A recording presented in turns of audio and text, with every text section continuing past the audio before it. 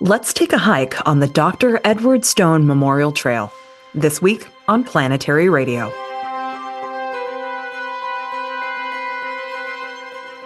I'm Sarah Al-Ahmed of the Planetary Society, with more of the human adventure across our solar system and beyond.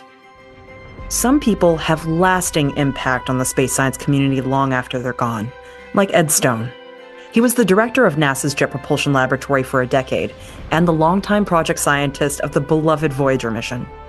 Ed Stone passed away last year, but his legacy lives on in the missions he championed and the lives he touched. This week, Matt Kaplan, our senior communications advisor, shares the unveiling of the Dr. Edward Stone Exploration Trail at JPL, which honors his career and the Voyager mission. You'll hear from past and present directors of JPL, leaders on the Voyager mission team, and members of Ed Stone's family. But we begin with the much-anticipated launch of Blue Origin's New Glenn rocket. Eyes up, SpaceX. A new orbital commercial rocket has entered the chat. And stick around for What's Up with Dr. Bruce Betts as we talk about the rare planetary configuration that allowed Voyager to tour our solar system in the 1970s and 80s. If you love Planetary Radio and want to stay informed about the latest space discoveries, make sure that you hit that subscribe button on your favorite podcasting platform. By subscribing, you'll never miss an episode filled with new and awe-inspiring ways to know the cosmos and our place within it. As promised, we begin with a launch. Blue Origin's New Glenn rocket achieved orbit on its first attempt on January 16, 2025. It took off from Cape Canaveral Space Force Station, marking a significant milestone for the company. The NG-1 launch was the first from Space Launch Complex 36 in 20 years. While the primary goal of reaching orbit was accomplished, the booster was lost during the descent. Still, the success of New Glenn is a major step for Blue Origin, a commercial space company that had previously only launched its suborbital New Shepard vehicle. Our senior communications advisor and the creator of Planetary Radio, Matt Kaplan, joins me now to discuss. Hey, Matt, thanks for joining me. Always a pleasure, Sarah. And in a little bit, we're going to be hearing more about your adventure to JPL for the dedication of the Voyager Trail. But before we get into that, there is a moment in commercial space history that we've all been looking forward to for quite a while, the launch of New Glenn rocket. I'm imagining no one has looked forward to this more or maybe longer than Jeff Bezos, who, of course, is the main power behind Blue Origin. And, you know, it has been years, and this rocket is years over date, but they pulled it off. January 16th, a reasonably successful first launch got payload into orbit, even though they lost the booster, which had this great name. So you're telling me there's a chance? That's the name. And I didn't know they named that. That's so funny. Pretty clever. But they considered it a success, and I'm inclined to agree. It's a darn big rocket.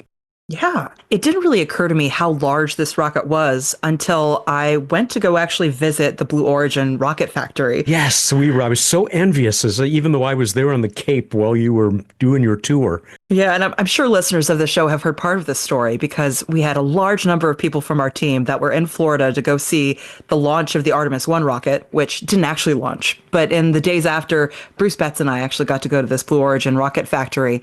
And in the rotunda, they have a New Shepard rocket. And right next to it, they have this little display of the size of New Shepard versus their dreams for what New Glenn was going to be like. And after seeing all those giant rocket parts down on the factory floor, it kind of clicked with me how large this rocket is in comparison to what they had tried before. And in comparison even to a lot of the other rockets, the Atlases, the Deltas, and a lot of the other boosters from around the world, it occurred to me while I was looking into all of this, if it weren't for the SpaceX Super Heavy / Starship, everybody would be just all over the New Glenn because it is huge at over 320 feet and a 7-meter fairing, which is gigantic. But it has to now compete with Super Heavy Starship, which is, of course, substantially larger. I mean, a 9-meter fairing, among other things, but still very impressive. And when you compare it to the Falcon 9, which, as I said, that's really where its main competition is as Blue Origin sees it. It is quite a large rocket, and it's capable of getting a lot of stuff up to space, and it has a lot of payloads waiting for it to be fully operational. Well, they've been waiting quite a while because it took a little bit to get this rocket going, but it's wonderful to know that they already have business so they can keep going with this rocket and see what its capabilities actually are. We've had SpaceX kind of monopolizing, for better or worse, this commercial space, launch space, Yeah. because they were the only ones capable of doing it. And in this time, they've succeeded hundreds of times in launching things into orbit. But now we have a competitor, which means not only will they have to jockey against each other for being the best launch system, but also it means there's more opportunity for even more people to launch things into space. And we're going to need those rockets in this coming space age. Yes, I think you're right there. And the need is, you can already see it when you look at the launch manifest for New Glenn. The very next launch, which is still a test launch, is going to carry components that Blue Origin is working on for their human landing system, human lander, that's going to carry astronauts to the moon someday, as contracted by NASA. And it's going to carry like life support systems that they want to test out on orbit. And then the one after that will be starting the Escapade twin spacecraft on their way to Mars. So there's a whole lot of stuff coming up and a lot of need for these new launch vehicles. Oh, I've been looking forward to Escapade, but probably just because so much of it was built at my alma mater, UC Berkeley. They're blue and gold. Yeah, yeah. This is a wonderful moment and a good time to remember that Blue Origin was the company that managed to first successfully land a rocket on Earth after launching and then coming back. Of course, SpaceX managed to accomplish it again with an orbital rocket just a month later, but it's really wonderful seeing them have this moment where they finally succeeded and launched this rocket because it's been a long time coming. Absolutely. And that New Shepard, I don't really know what the future is for New Shepard, whether they're going to continue those suborbital flights above the von Karman line. But I hadn't really thought about that you were absolutely right. First rocket to make it past that von Karman line with the arbitrary edge of space and come back down and land on its tail in one very safe piece. I remember that night, someone sitting next to me who didn't know what was going on, but was watching this live stream with all of us, turned around and was like, "Are they running that video backwards?" Nope, they're just making history. Science fiction stuff, man. That's stuff I grew up on.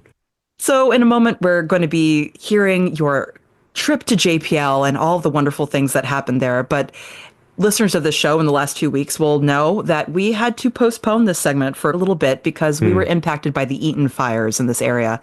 And the people over at JPL have had some significant losses because of this fire. So before we go into the segment, I wanted to take a moment to talk about that and the difficulty that the people over at JPL are facing right now. It's absolutely awful. And of course, the number of people affected who are members of the JPL staff, which is now about 5,500 people after the recent reductions in staff. So real double whammy for them. That's a tiny fraction of everyone who has been displaced or affected by the Eaton fire, the fire that destroyed the community of Altadena and touched so many others nearby. But over 200 staff members at JPL lost their homes, which is just so tragic and mind-boggling. And, I guess the good news, it is good news, is that I've been told by the folks at JPL, no fire damage on the JPL campus, only wind damage because of the winds were gusting to 100 miles an hour during that horrible 24 hours or so. But our hearts go out to all of those people who now are looking for a home as they try to advance our plans in space exploration. It was really difficult watching that go down over the course of a week because it wasn't just JPL that was under threat. It was also Griffith Observatory. It was also Mount Wilson. It was so many of the beloved space science institutions in our area. And I'm really glad to report that they all made it through the fire. But the space science community in this area is really hurting as we try to figure out where people are going to find their new homes and how we're going to get back to our new normal. So I'm really glad that there are institutions like Caltech that are organizing fundraisers specifically to help this community. This is so great. I had heard about this, but you sent me the link, and I'm sure you're going to share it on this week's episode page. It is a great way to support these people from JPL who are now in dire straits, and it is really wonderful to see Caltech reaching out and giving us the opportunity to help out this way.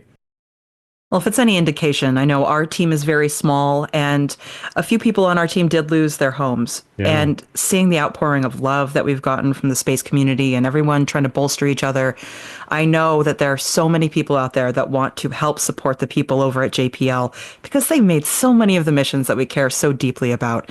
So I'll share that link online. And if there's any way that you can help or reach out to the people in your life that have been impacted by these fires, I know they would really appreciate hearing from you and having that support. Yeah, hear, hear. Well, thank you for all of this, Matt. And I'm excited to hear the rest of your journey to JPL. And I'm so glad that the Voyager Trail is still there. It is still there. And folks, if you get a chance to take a tour of JPL, go there during the open house, you can have your shot. And we'll have information about that too. But Sarah, as always, great talking to you. Great talking to you too, Matt. Thank you so much. In December 2024, Matt was invited to attend a very special event at NASA's Jet Propulsion Lab, which is not that far away from our headquarters here in Pasadena, California. The devastating Eaton fire that affected our area caused us to delay sharing this with you. But with JPL's encouragement and the happy news that the facility is still standing, we present you now with the unveiling of the Dr. Ed Stone Exploration Trail. Planetary science and exploration are still relatively new fields, but they've been around long enough for us to suffer the loss of many pioneers. We lost one of the greatest when Dr. Edward Stone passed away in June of 2024. It was the flight of Sputnik 1 in 1957 that turned this budding physicist toward planetary science. Ed was the only project scientist on the Voyager mission for 50 years. His decade as director of the Jet Propulsion Lab began in the middle of that service. I interviewed him for Planetary Radio several times. I always left these sessions with the same admiration for Ed that thousands of others shared. So, I was delighted when I received an invitation in December for the dedication of the Edward Stone Voyager Trail at JPL. I wasn't alone. Many of Ed's colleagues, friends, and family members also gathered on the lab's beautiful mall for a brief ceremony. They included Planetary Society co-founder and former leader of Mars exploration at JPL, Louis Friedman. Later in our coverage, you'll hear me walk a bit of the trail with two old and very distinguished friends, but we'll start with a relatively new friend. Representing the Planetary Society with me that morning was our great Director of Government Relations, Jack Kirley. I wish this was your first trip to JPL, but I guess you're still a newbie, Jack. Yeah, it's only my second time on Lab, so it's really exciting to be here and for such a momentous occasion. And to be surrounded by such an amazing crowd. I mean, I think I quipped to you when we got here, like, this really is the who's who of planetary science and space exploration. It's really exciting to be here with the luminaries of this field. And these are the people who are doing the work that you do your work on behalf of, in a sense, right? Yes, absolutely. I mean, this is what we strive for, right? With these amazing missions, whether it's Voyager, the tour through the solar system, or Cassini, Galileo, Magellan, these amazing missions that have a legacy here on Lab and across the country. It's really an honor of a lifetime for me to be able to advocate for more of these in the future, so that we can continue to expand our knowledge of the solar system and worlds beyond. I remember being in elementary school and seeing the first, humanity's only images in situ of Uranus and Neptune, thanks to the work of Dr. Stone, and being some of those early images and memories I have of what humanity is capable of in space. So to be here to be part of this dedication is really kind of a homecoming, I think, for a lot of people, but this is really empowering for me and is going to be some energy that I'll bring back when I return to DC next week to talk to legislators and staff and folks part of the incoming administration to advance science. Lori Leshin has led JPL since May of 2022, the first woman to take on that responsibility. She was a young researcher during Ed Stone's time as director, and she was one of several speakers who honored Ed. It's a special moment for the laboratory to celebrate and commemorate the incredible life and legacy of Ed Stone with the official unveiling of the Stone Voyager Exploration Trail. So today we'll get to travel a path similar to the twin Voyager spacecraft. Don't worry, it is not billions of miles long. And we'll get to experience the mission's exciting milestones, launch dates, encounters with the giant planets, and transition to interstellar space. And interspersed with the spacecraft accomplishments, as it was in real life, Ed's achievements are marked along the path of the spacecraft. Won't spoil them all for you. I'm not going to give you the full list, and there are many, but a few are being awarded the National Medal of Science, receiving the Carl Sagan Memorial Award. And we know one of Ed's proudest achievements, having a middle school in his hometown of Burlington, Iowa, named in his honor. So when I speak about JPL's storied history, I often talk about the pioneers who first launched our great nation into space, from the JPL founders to the human computers who calculated the early rocket and mission trajectories by hand. Ed was also a pioneer whose achievements stand shoulder to shoulder with those earliest JPLers. And speaking of shoulders, as a planetary scientist myself, I can definitely say that we all stand on Ed's shoulders as we look to an exciting future in deep space exploration, much of which, and this is really true, much of which was built on the extraordinary success and legacy of Voyager. It set the tone not only scientifically, but in terms of boldness for so many of the deep space missions that we fly today. Over the course of his career at Caltech and JPL, Ed did nothing short of transform humanity's understanding of our solar system and beyond. He has the distinction of being one of the few scientists to be involved with the mission that came closest to the sun, NASA's Parker Solar Probe, and the one that has traveled farthest from it, Voyager. These missions and many others that Ed supported have literally rewritten the textbooks and impacted people's view of themselves as travelers on the pale blue dot we call Earth. In 1991, about 2 years after Voyager completed its incredible grand tour, with a spectacular visit to Neptune, and by the way, Voyager 2 is still the only spacecraft to have visited Uranus and Neptune. So in 1991, Ed was named the 7th director of JPL. During his decade-long tenure, he oversaw more than 24 successful missions and instruments, many of which represented the next giant leaps for planetary science, for NASA's Earth Observing System, and for astrophysics. These included such missions as Mars Pathfinder with its memorable Mars rover Sojourner, the first wheeled vehicle on another planet, and the foundation of today's extraordinary series of Mars rovers. Also, of course, a co-star of the movie The Martian with Matt Damon. Also, there was the prime mission of Galileo to Jupiter, first mission to orbit Jupiter, and the development and launch of the collaborative NASA-ESA Cassini-Huygens mission to Saturn.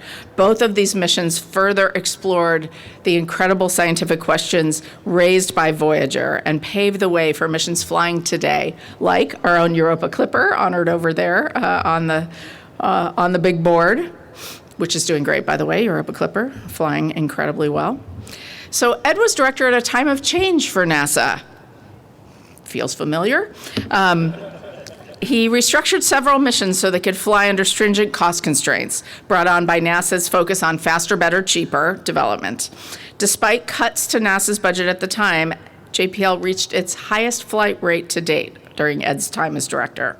He oversaw initiatives that reformed JPL's proposal process, flight project practices, and design principles that enabled more missions to be formulated and flown while at the same time improving quality.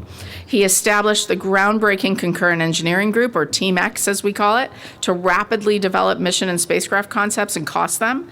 This is a vital capability to support the proposal process and produce less expensive missions. And that idea of Team X has now been duplicated at almost every other NASA center and lots of other organizations as well. Speaking personally, I can very much relate to some of the challenges that Ed faced as director. During his time, we underwent a significant downsizing of the laboratory, for example, and Ed even oversaw a couple of very difficult mission failures, one of which I was a young team member on, actually standing right about there live on CNN when we did not successfully land on Mars, can very much relate to some of the challenges that he faced during his tenure. But through all of it, through the highs and the lows, he continued to serve as project scientist for Voyager. 50 years. And that, I believe, is an accomplishment we will never see again. It is perhaps his crowning achievement among so many monumental successes that made up his life's work. And the impact of Voyager is continuing. I don't know if you all saw maybe 3 weeks ago in the New York Times, they covered a new Nature paper led by JPL scientists, that reinterpreted Voyager's observations of the unusually oblique and off-centered magnetic field at Uranus. So we flew by, we saw Uranus's magnetic field. It's very weird, and that has been an open question since that time. And this new paper reinterprets it in the context of rare solar wind conditions that were present right at the time of the flyby. So 40 years later, we're still trying to understand what Voyager is teaching us about the outer solar system. And we will seek to test those results as we did with Galileo and now Europa Clipper and then Cassini at Saturn. The next big mission to the outer solar system will be at Uranus, where we'll follow up on Voyager's very interesting and strange observations. The trail we're unveiling today will be a testament to his bold curiosity, his visionary leadership, and passion for science that enabled us to explore further into the cosmos than ever before. To follow in the footsteps of Ed Stone is to walk in the path of a giant. We're thrilled to honor his legacy and impact today with the Ed Stone Voyager Exploration Trail. Thank you again for being here and joining us to honor his legacy.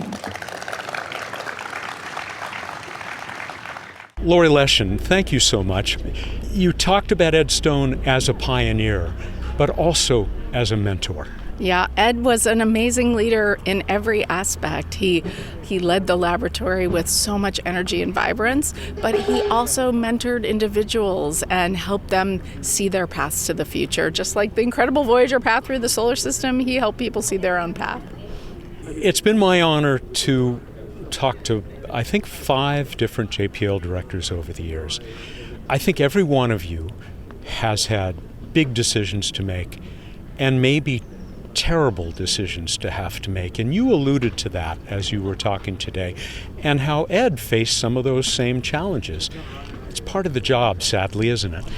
Well, Ed definitely led the lab in a time of great change. A lot of, NASA aficionados will remember the faster, better, cheaper era as a time of great upheaval, but also a time of great innovation. And when things are challenging, and we certainly have had a challenging year at JPL, that's what I try to think about. How do we actually leverage this moment to think differently, to innovate, and to drive to a brighter future? How does his example, and perhaps other directors as well, but specifically Ed, does that play a part? Does it guide you to any degree in how you keep this place ticking? I absolutely think about what would Ed Stone do, what would Charles Alachi do. I absolutely think about those things. Be a little rubber bracelet. Yes, exactly. And luckily I was able to consult with them, with Ed during his life, and certainly with Charles and Mike as predecessors. We walk in great footsteps here, and they have a lot of knowledge and experience and also wisdom, so I always like to take advantage of that. We could talk about all sorts of individual magic tricks underway here, but I can't let you go without getting a report on Europa Clipper. All going well, right? Europa Clipper is rocking it. They are doing great. The spacecraft is flying beautifully. Obviously, we had it here for many years, and then when you launch it, you still got to kind of learn how to fly it. It's been incredible. So we've done all of the major deployments, including the magnetometer boom and the radar antennas. And just this week, we moved to reaction wheel control of the spacecraft, which was really the last big event before our Mars flyby on March 1st, 2025. Be there. I can tell you now, because by the time people hear this, I think it'll be public, that we do our regular Best of 2024 in Space survey of our members and people at large, space fans at large.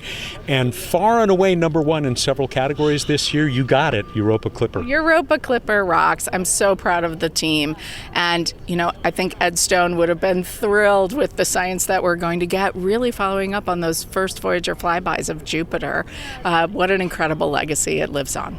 As we stand here, people may be hearing a forklift behind us getting ready for the next event here on this beautiful plaza, the Innovation Challenge. Yes. Can talk about what that represents as part of JPL's role in the world.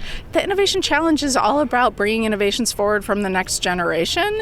And to me, again, that just perfectly reflects who we are as a laboratory. We are proud of what we've currently achieved, launching Europa Clipper in 2024, amazing, but we're always looking to what's next. We always want to spark imaginations to come up with that next innovation, and we'll celebrate that today with the Innovation Challenge.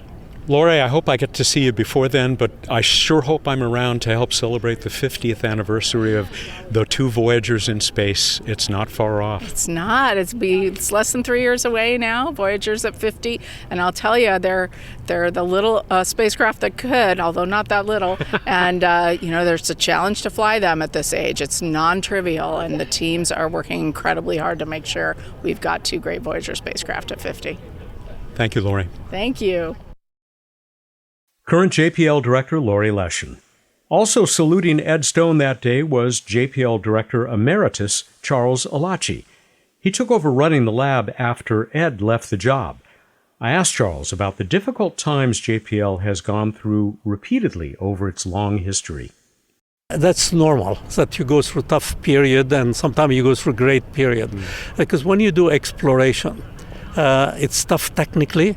It's tough communicating it to the public. It's tough convincing people in Washington to do these things because, the funding organization, NASA and Congress, they have so many different priorities, and you have to come and show them, the critical importance of discovery and exploration. The founder of the Planetary Society were a superb example of that. Carl Sagan and Bruce Murray were superb examples of trying to convince the public, Congress, that exploration should be a high priority for our country. I know JPL is going through some tough time today, but I'm sure it will be overcome. Over the years. I've seen it. I worked at JPL for 50 years, almost all my career.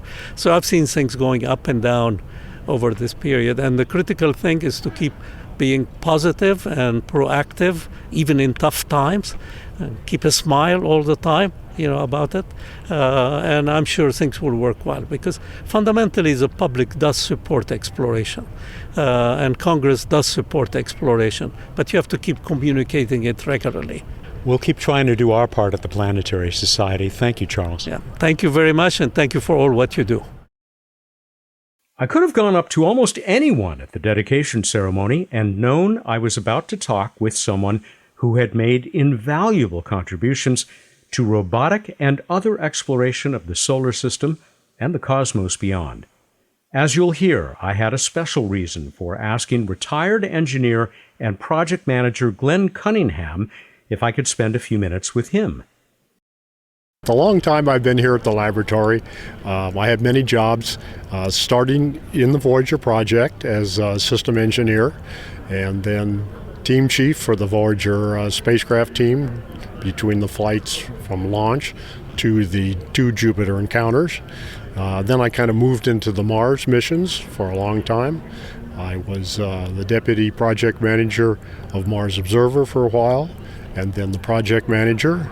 Then I was the project manager of Mars Global Surveyor. And after that, I worked in the directorate that managed the Mars missions as deputy director of the Mars projects. They kept you busy. Very busy. A really varied career, which was fabulous. And during a lot of that time, you were working with and under the leadership of the man that we are honoring today, Ed Stone. Absolutely. Did you cross paths a lot? Frequently. Early on, when he was the project scientist for Voyager, I was just a lowly system engineer. And I would admire him in meetings. We didn't interact very often. When I got to be in the flight operations, we interacted frequently because we had to keep the spacecraft operating so well so that his science teams could be making all of the wonderful discoveries they made. Then when I was in the Mars missions and doing the project management jobs, and Ed was the director of the laboratory at that time, we interacted a lot, especially on the Mars Observer project, which came to a kind of bad demise. We didn't quite make it to Mars, but there was a big press event, many press events, as we tried to restore the spacecraft operation, and Ed always led ahead of us. It was so wonderful. We would work very hard here. The press would be knocking at the door, wanting to know what was going on all the time. Ed always took the ball and led us and spoke to the press and was reassuring to the public, and it was just a great interaction. I really appreciated the pad that he gave us. He was an excellent leader from the standpoint that he let you do the work. He wasn't a guy that told you what to do every day. Couldn't ask for better leadership. One of the reasons I wanted to talk to you in particular is just the selfish self-interest of the Planetary Society, because you did and do so much for us. I mean, among other things, I saw you listed as project manager for that wonderful old project we did, Red Rover Goes to Mars, aimed at young people, which was just a terrific success. And it was a really fun and challenging opportunity to bring Mars operations, Mars spacecraft science stuff to kids all around the world. And we had the contest to select members from around the world to come and participate. And we ended up having several kids participate with the missions, with the 98 missions. It was really a very challenging and enjoyable time. I'm glad you feel that way about it. We look back on it very fondly, and thank you very much for what you've done for the Society, but also for JPL and for all of the missions that you've worked on, and for joining us for a couple of minutes. Well, thank you very much, Matt. It's a pleasure to do that. We'll be right back after this short break. I'm Jack Corelli, Director of Government Relations for the Planetary Society.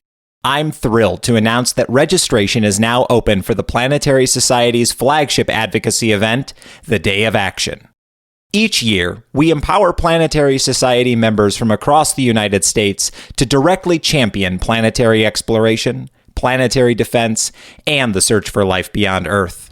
Attendees meet face-to-face with legislators and their staff in Washington, D.C. to make the case for space exploration and show them why it matters.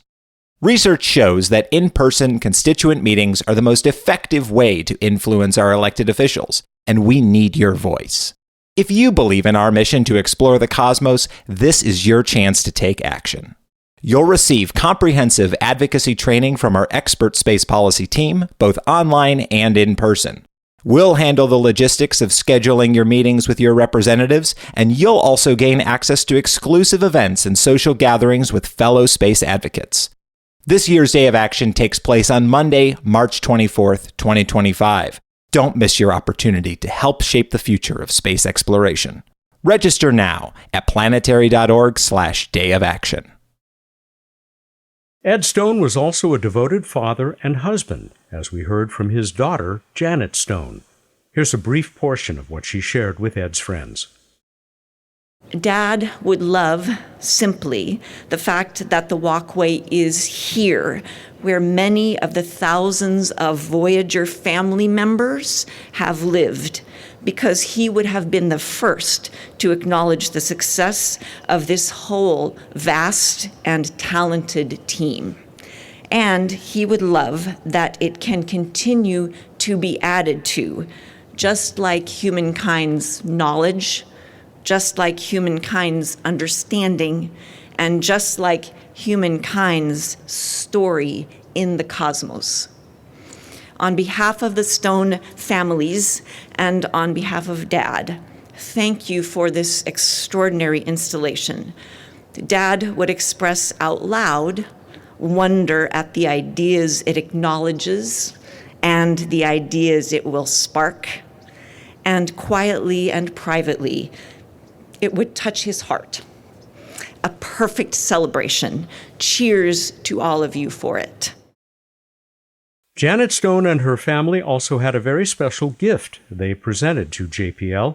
For many years, Ed had proudly displayed in his home an original flight spare of the cover for the famed Golden Record, the magnificent collection of images, voices, and music that even now heads further into interstellar space aboard the twin Voyager spacecraft. I asked Janet and her sister Susan about this gift and more when they joined me after the ceremony. Hearing all these other people sharing our admiration touches our hearts.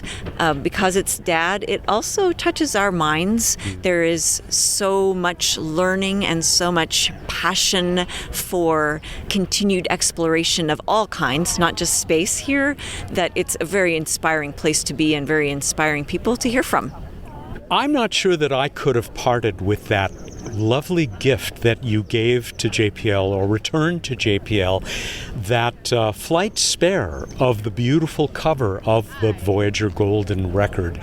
Was it at all hard to part with? I mean, that's a lovely thought. It meant a lot to him, and it means a lot to our family.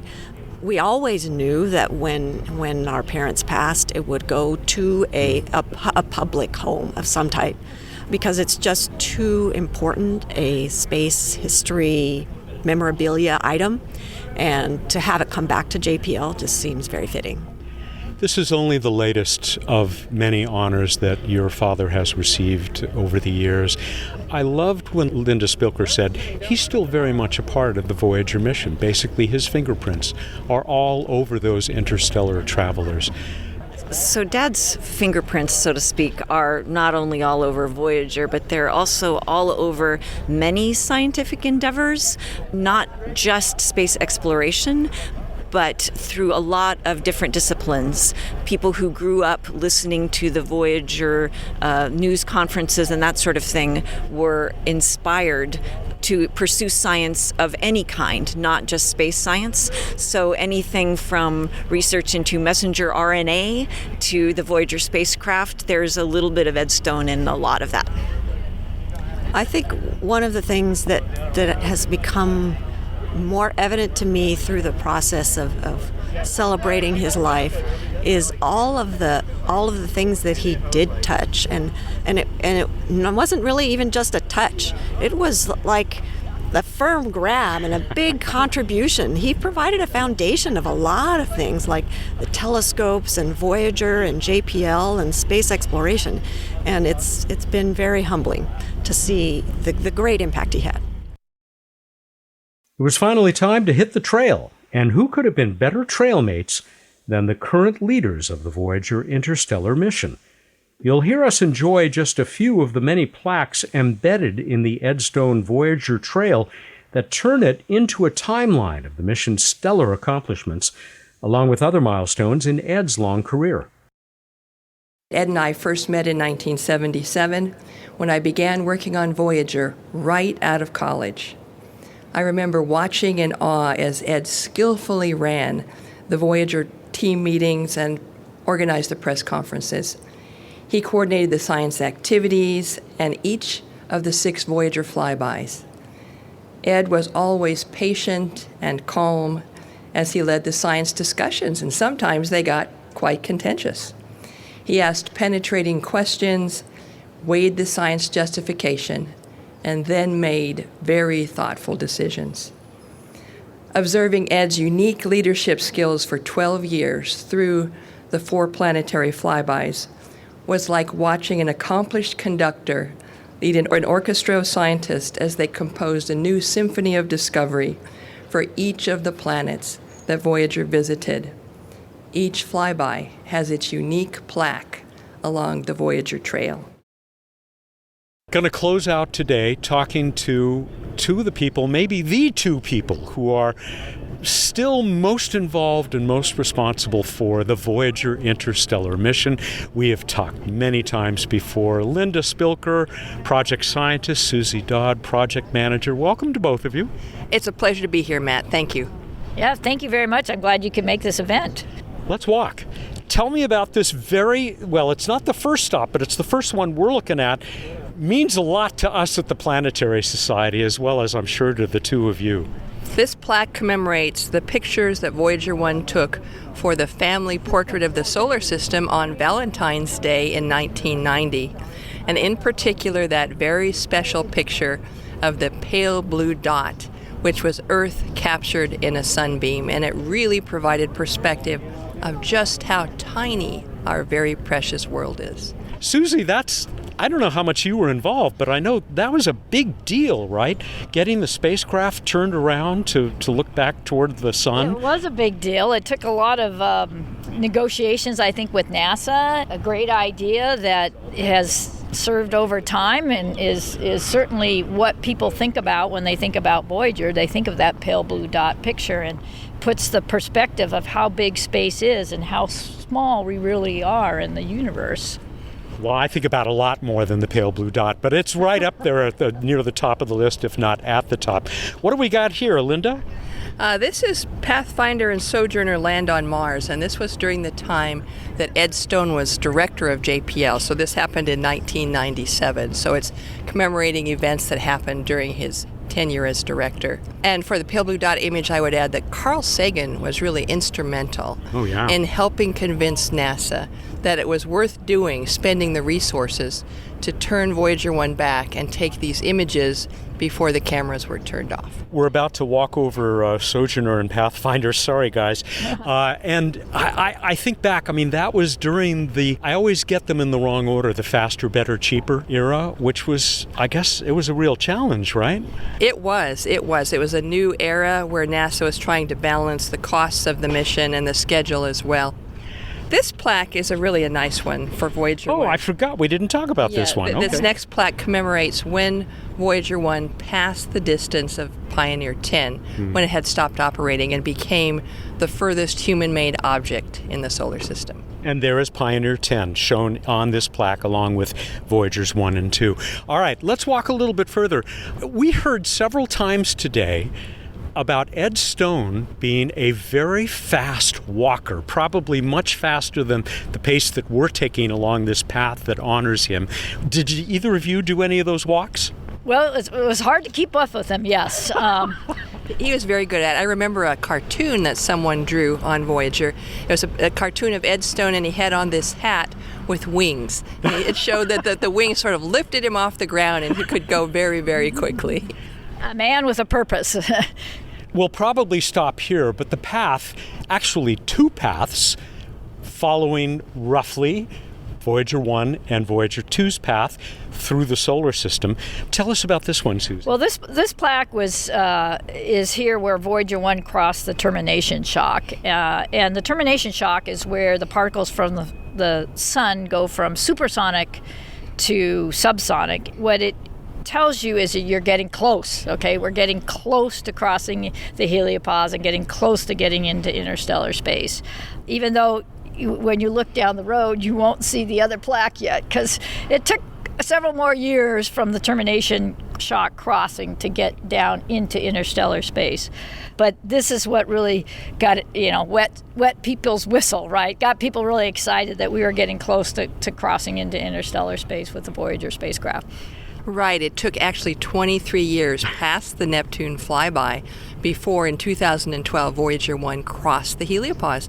We didn't know where the heliopause was. There were so many models, so many theories, and every time we crossed a model's distant point, they had reevaluated and said, oh no, we've added another 5 or 10 AU to our number.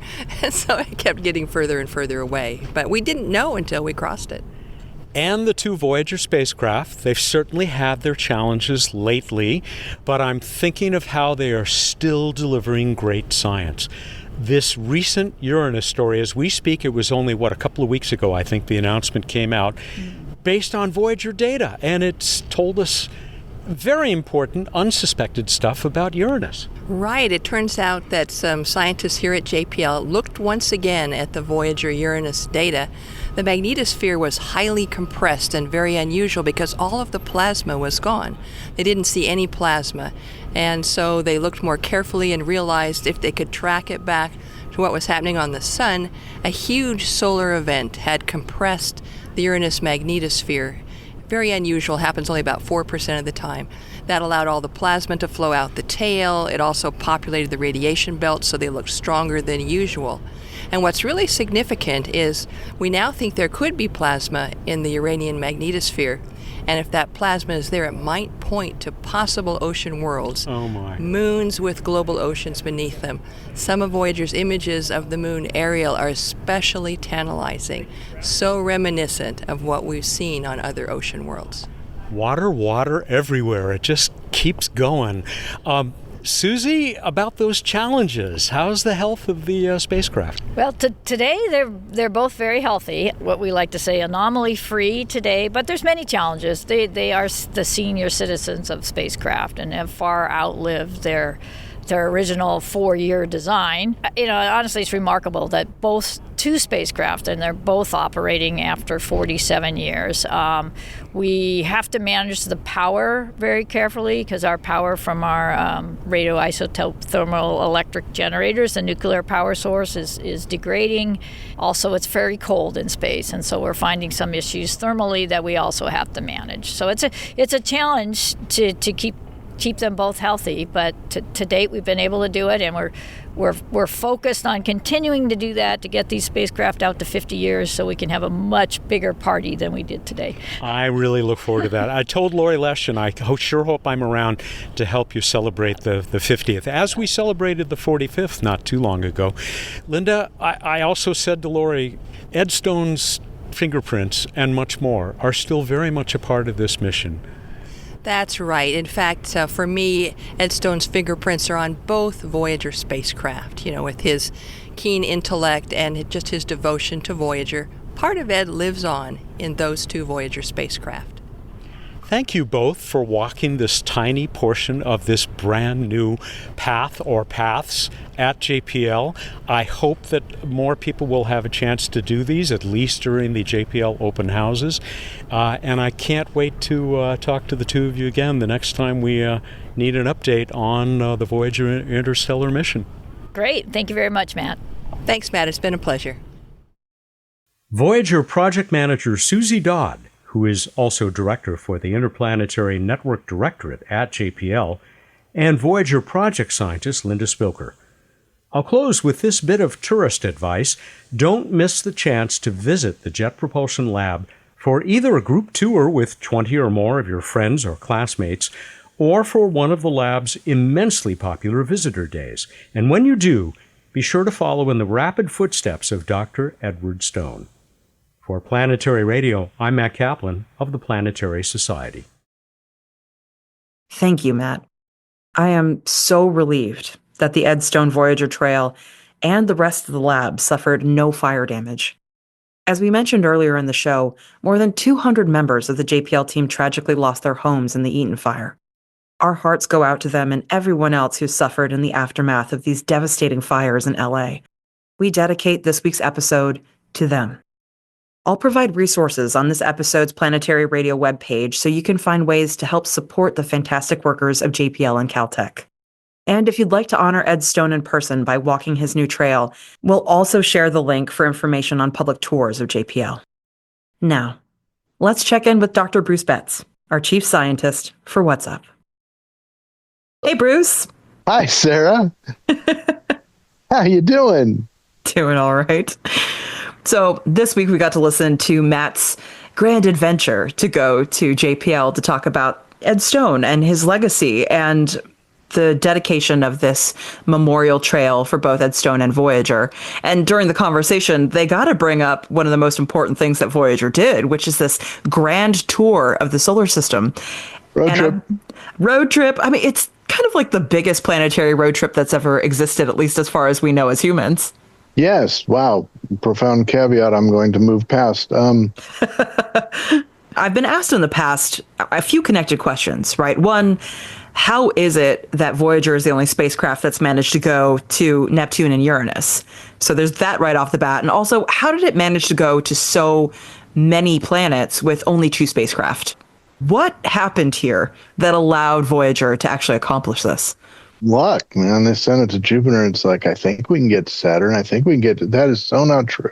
It was the development of the so-called Grand Tour. Basically, once every, I think, 175 years, Jupiter, Saturn, Uranus, and Neptune line up, so to speak. They're not lined up, but they're such that if you get a gravity assist from Jupiter, you can head to Saturn. From Saturn, you can head to Uranus. From Uranus to Neptune. So each of them bends your trajectory and imparts more energy and gets you there faster, despite the fact that it took 12 years to get to Neptune.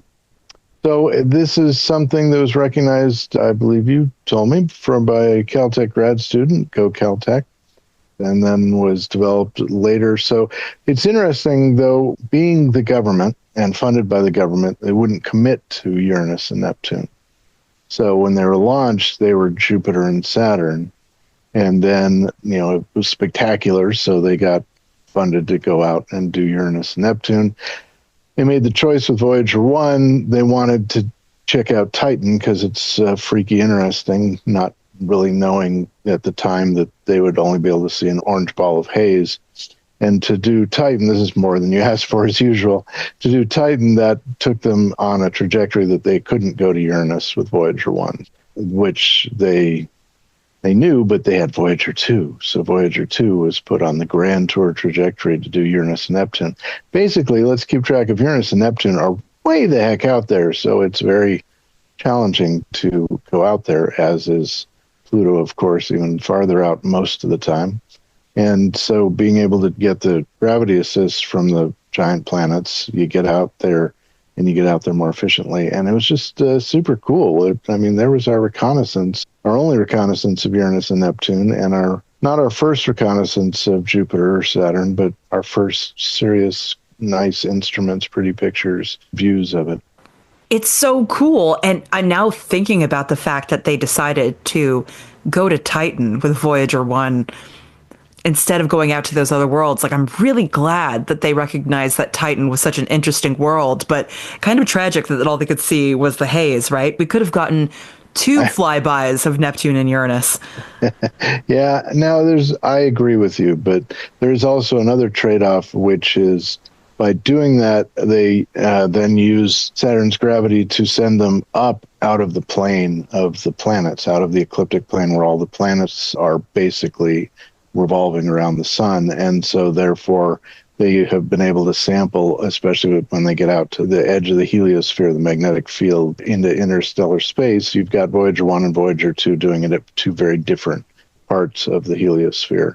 So there's also, for those who party with particles and fields and love such quirky things, that also is an advantage that way. But it's funny that they wouldn't even commit to Neptune and Uranus. And now thinking about it all these years later, what an asset to have those in different locations so we can actually measure all of the particles going on in interstellar space at different locations relative to the sun. That's a whole knock-on that they really did not plan. And one more reason why the Voyager spacecraft are still just, I don't know. They're amazing. They're amazing. I don't know if I can ever think of them as not my favorite spacecrafts, because the images that came out of that mission really impacted me and everybody else. And to this day, it's still all we have of Uranus and Neptune, apart from our long range observations with telescopes. Right. Which just got a lot better with JWST, but still, again, they're really far out there. Neptune, 30 times the Sun-Earth distance. It's way out there. I don't know that I mentioned that. So anyway, I do want to say Ed Stone was amazing in his Voyager role, director of observatories, Caltech professor, and he has a wonderful family as well. So he is missed, and apparently the entire world has said that already, so I'm not new, but I wanted to add that. I'll also link on this episode page to our previous episode where we had some people send in their beautiful audio messages about what Ed Stone meant to them, because clearly he not only had a huge impact on the space community, but on the people in his lives. So I'll share that as well, so we can all pay tribute to him and all the wonderful work that people at JPL did. Nice. Well, all right. You ready to move on to some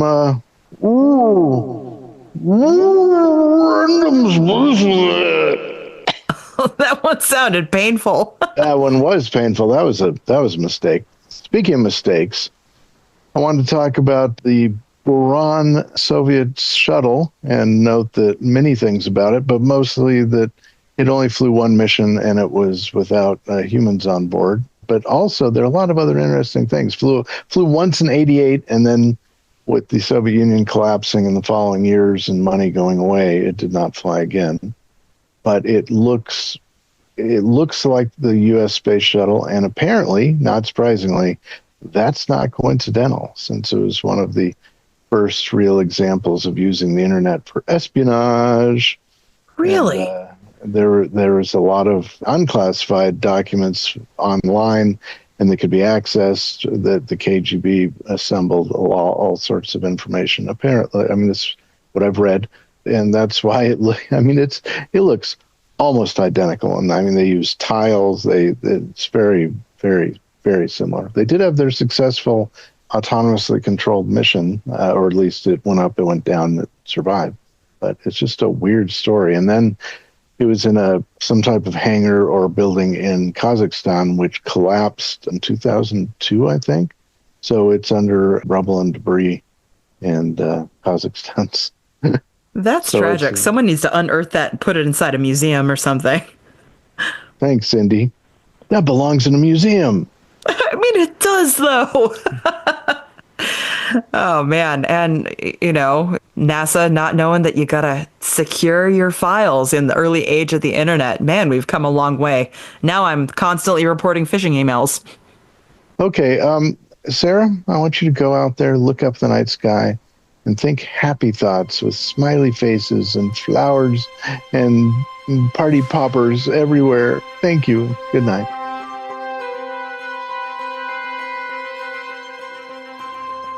We've reached the end of this week's episode of Planetary Radio, but we'll be back next week with a surprising look at new modeling on the formation of Pluto's largest moon, Charon, or Karen, depending on how you like to pronounce it. If you love the show, you can get Planetary Radio t-shirts at planetary.org/shop, along with lots of other cool spacey merchandise. Help others discover the passion, beauty, and joy of space science and exploration by leaving a review or a rating on platforms like Apple Podcasts and Spotify.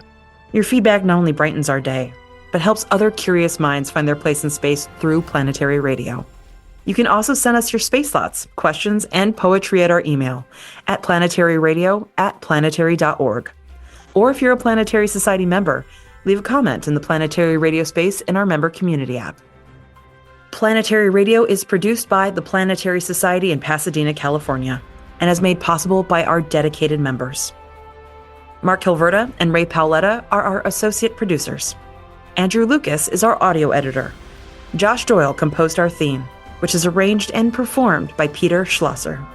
And until next week, Ad Astra.